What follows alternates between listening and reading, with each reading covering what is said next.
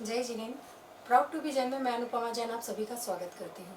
श्री बंगाल बिहार उड़ीसा तीर्थ क्षेत्र committee (VBOTC) आजकल बहुत ज़्यादा चर्चा का विषय है। यहाँ पर 4 दावेदार हैं जो कि महामंत्री पद के हैं। अभी हम मौजूद हैं मनीष जी गंगवाल के साथ, जो तीर्थ क्षेत्र संरक्षणी के महामंत्री भी हैं। और अगर इनके बारे में हम कुछ बोले तो ये परिचय के तो मोहताज है नहीं, क्योंकि 2002 से आप BBOTC के मेंबर हैं। और पवन जी गंगवाल, जिनको सभी जानते हैं कि एक परम मुनि भक्त हैं। विराग सागर महाराज जी का जब चातुर्मास हुआ था तो कलश स्थापना की बोली भी आपके परिवार ने ली थी। तो ऐसे परिवार के व्यक्ति हमारे साथ हैं मनीष जी गंगवाल। जय जिनेन्द्र सर, सबसे पहले तो मैं जानना चाहूँगी कि आप आना क्यों चाह रहे हैं महामंत्री पद पे, क्योंकि आप 2022 से जुड़े हुए हैं, तो आप क्यों आना चाह रहे हैं? जय जिनेन्द्र अनुपमा जी, पहले तो आपको धन्यवाद जो आज आप मेरे पास संपर्क किए कि आप ये जानना चाहते हैं कि मैं महामंत्री क्यों बनना चाहता हूँ। ये भी सही बात है कि अगर मैं महामंत्री बनना क्यों चाहता हूँ कि समाज को जानकारी होना चाहिए कि क्यों बनना चाहिए। ऐसा है कि मैं करीब 18 से 20 साल से इस कमेटी से जुड़ा हुआ हूँ और सबसे पहले मैं संयुक्त मंत्री रहा था, उसके बाद मैं सभा सदस्य रहा। मैं इन पदों पर रहते हुए भी, सभा सदस्य रहते हुए भी मैंने काम किए हैं और 4-5 काम मैंने शिखर जी में किए हैं।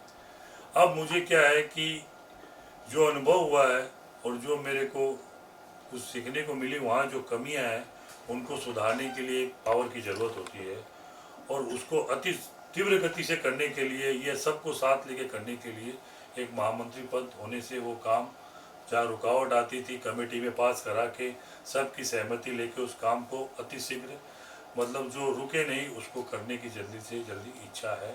उसी लिए मैं महामंत्री पद के लिए खड़ा हुआ हूँ।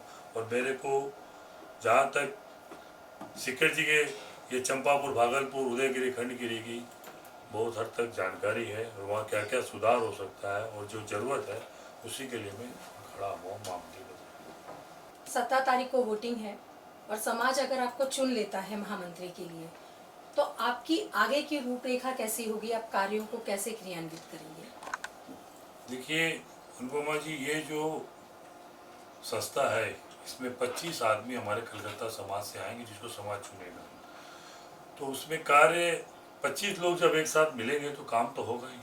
और जो अध्यक्ष हमारे हैं, उपाध्यक्ष आएंगे जिसको समाज अध्यक्ष बनाएगा, अध्यक्ष के साथ मिल के सामूहिक रूप से मीटिंग करके आपस में सलाह मशवरा करके हम अपनी एक एजेंडा बनाएंगे। वो एजेंडा बना के सबको साथ लेके एक एक करके हम सब काम को, जिसकी जो रुचि होगी, जो जिस काम में निपुण होगा, उसको साथ लेते हुए हम लोग अध्यक्ष की गाइडेंस के अंदर में हम लोग कार्य करेंगे समाज का, और जिससे समाज के इस 13पंथी कोटि में अधिक से अधिक विकास हो। अभी जैसे आपने बात उठाई अध्यक्ष के अंडर में काम करेंगे, तो क्या बिना अध्यक्ष के कोई टीम कंप्लीट नहीं हो सकती है?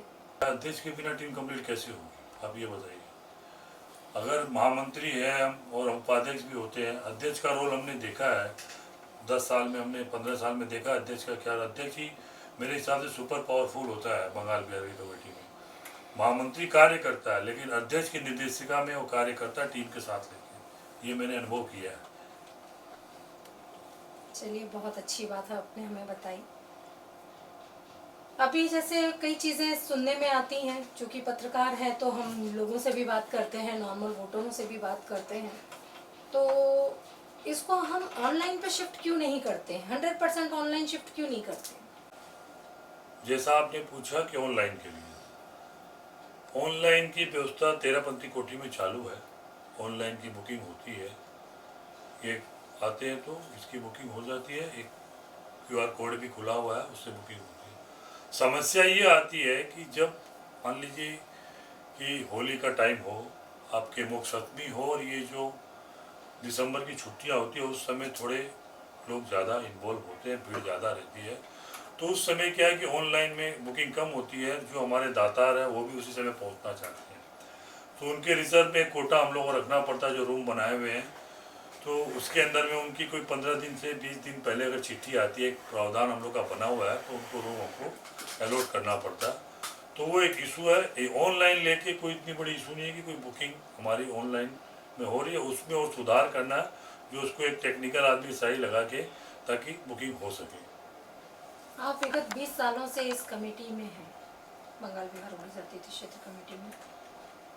जो बड़े नाम हैं माता जी महाराज जियों के, उनकी व्यवस्थाएं तो हर जगह हो जाती हैं, चाहे वो शिखर जी पहुँचे या कहीं भी पहुँचे।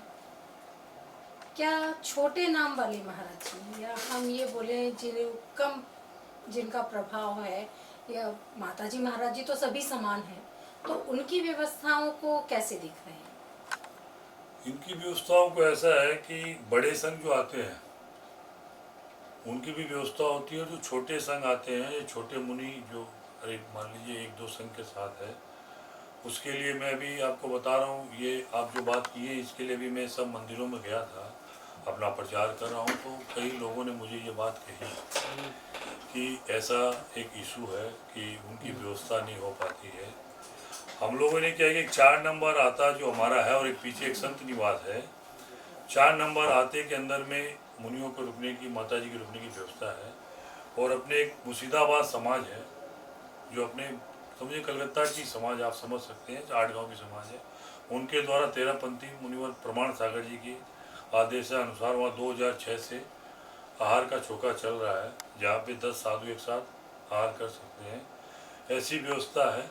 और जिन लोगों ने मुझे भी मंदिरों में टोका, मैं उनको बोला कि अगर आपको ऐसी कोई कंप्लेंट मिलेगी तो हम ये हेल्प डेस्क हमारा वहाँ 24 आवर रहेगा, जो लोगों की सुविधा के लिए और धर्म की सुविधा के लिए, जिसमें आप अपनी क्वेरी डालेंगे तो हमें 25 जो कमेटी मेंबर है उनको वो पूरी उसकी कंप्लेंट मिलेगी। ऐसा मेरा रहेगा कि उसमें जो कंप्लेंट कोई मिली तो एक ऐसा मैं हेल्प डेस्क बनाना चाहूँगा जिससे कि आपको जानकारी मिल जाए वो कंप्लेंट आई है, तो उस कंप्लेंट के निमित्त जो कमेटी का मेंबर उस कार्य को कर रहा है या उसके वो कमेटी का जो सदस्य है उसको देख रहा है, तो उसके पास वो कंप्लेंट जाएगी। हर चीज़ ऐसा रहे कि सिस्टम में आज व्हाट्सएप के अंदर में आप डाल सकते हैं और उससे हमारी कमेटी में तुरंत रिप्लाई आ जाएगा। 25 आदमी जो जीत के आते हैं उनको मालूम पड़ जाए कहाँ पे क्या कमी, उसमें सुधार किया जाए। बहुत बहुत धन्यवाद आपका कि आपने अपना कीमती समय में दिया। जय जी। जय जी। श्री बंगाल बिहार उड़ीसा तीर्थ क्षेत्र कमेटी के महामंत्री पद के उम्मीदवार श्री मनीष जी गंगवाल को आप विजयी बना सकते हैं 17 दिसंबर 2023 को वोट देकर। मंच हमारा, बात आपकी। कांटेक्ट कर सकते हैं अनुपमा जैन से। धन्यवाद।